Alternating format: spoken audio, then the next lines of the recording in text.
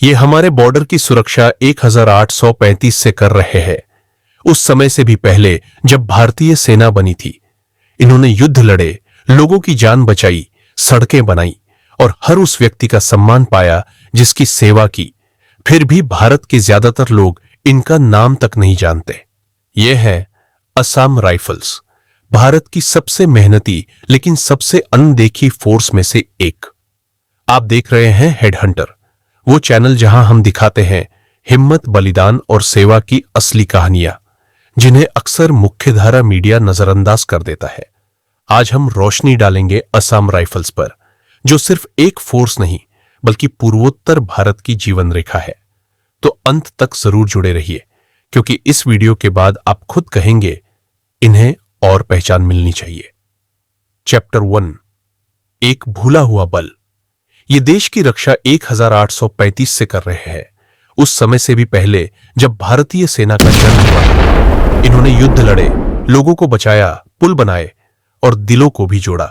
फिर भी भारत के ज्यादातर लोग इनका नाम तक नहीं जानते। आज हेड हंटर चैनल पर हम बात करेंगे भारत की एक बेहद मेहनती लेकिन अनदेखी फोर्स की, असम राइफल्स। अगर आप भी मानते हैं कि हर हीरो को पहचान मिलनी चाहिए, तो इस वीडियो को आखिर तक जरूर देखें। चैप्टर 2, असम राइफल्स का इतिहास। असम राइफल्स भारत की सबसे पुरानी अर्धसैनिक पारामिलिट्री बल है। इसकी शुरुआत 1835 में ब्रिटिश शासन के दौरान कच्छर लेवी नाम की एक छोटी सी मिलिशिया के रूप में हुई थी। धीरे धीरे यह बल बढ़ता गया और पूर्वोत्तर भारत में कानून और व्यवस्था बनाए रखने में अहम भूमिका निभाने लगा। स्वतंत्रता के बाद भी असम राइफल्स ने खुद को बदला और आज यह देश की सीमाओं की रक्षा, आतंकवाद के खिलाफ लड़ाई और मानवीय सेवाओं में बड़ी भूमिका निभा रहा है। इस बल में 60,000 से ज्यादा जवान हैं और इसका मुख्यालय शिलांग, मेघालय में स्थित है। चैप्टर 3, आज के भारत में इनकी भूमिका।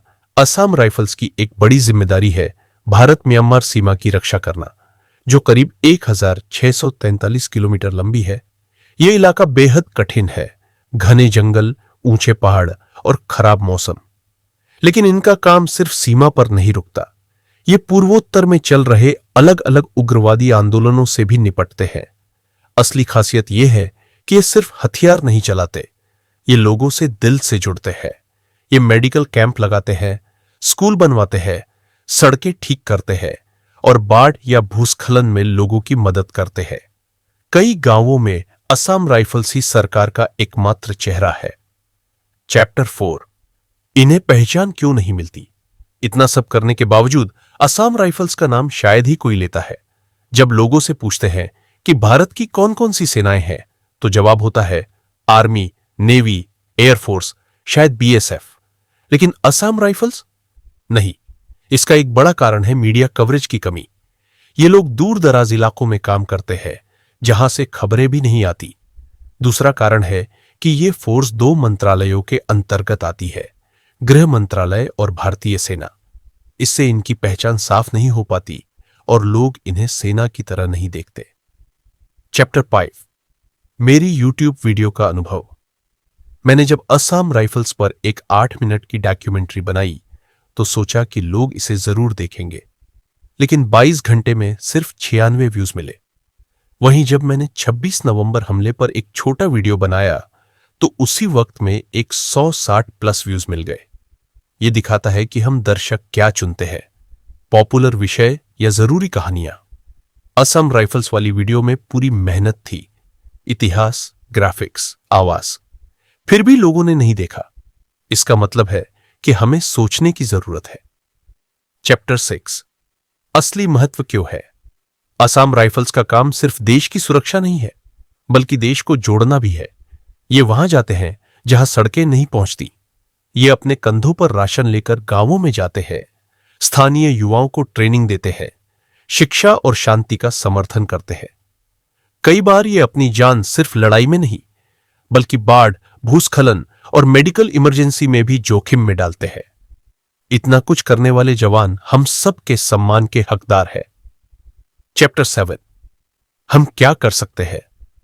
हमें खुद से पूछना चाहिए, हम ऑनलाइन क्या देखना पसंद करते हैं।